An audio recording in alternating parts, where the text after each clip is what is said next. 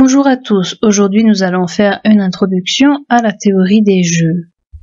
Tout d'abord, qu'est-ce que la théorie des jeux? C'est une analyse des interactions stratégiques. Mais qu'est-ce qu'une interaction stratégique?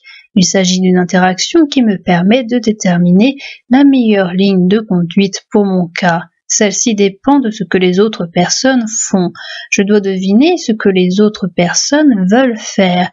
Quand il y a une autre personne, mes actions dépendent de ce que je pense à propos de ce que vous allez faire. De même, vos actions dépendent de ce que vous pensez à propos de ce que je veux faire. La théorie des jeux crée un modèle pour ces situations et elle permet de prédire quelles vont être les interactions. Nous pouvons prendre deux exemples.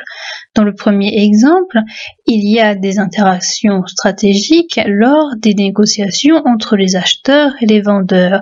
Le but pour l'acheteur est d'acquérir le bien au plus bas prix possible.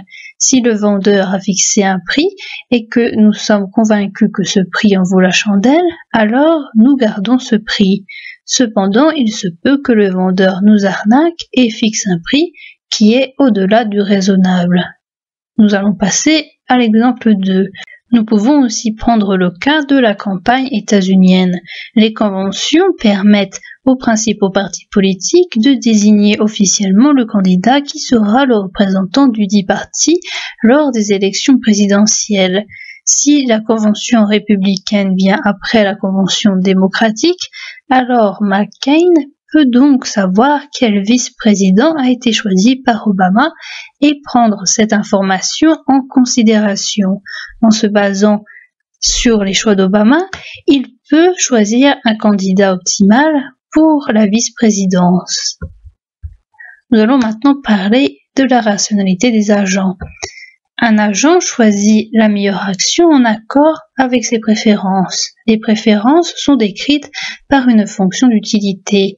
Une fonction d'utilité U représente les préférences d'un agent si pour n'importe quelle action A ou B, nous avons l'utilité de A qui est supérieure à l'utilité de B si A est supérieur à B. La théorie des jeux est l'étude d'un ensemble décisionnel comportant plusieurs agents. C'est également l'étude d'un comportement rationnel dans des situations qui entraînent l'interdépendance. C'est aussi un ensemble d'outils pour formellement des situations d'interaction stratégique. Un jeu est un ensemble de règles qui spécifient le nombre de joueurs et leur nom, les choix alternatifs des joueurs, l'ordre de jeu, qui joue quand, et les bénéfices ou les pertes.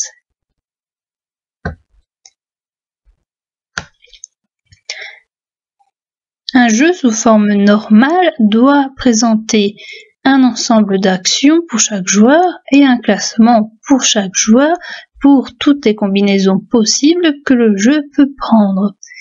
Nous allons prendre l'exemple suivant. Il s'agit d'une compétition entre deux firmes pour investir. Le jeu sous forme normale est le suivant.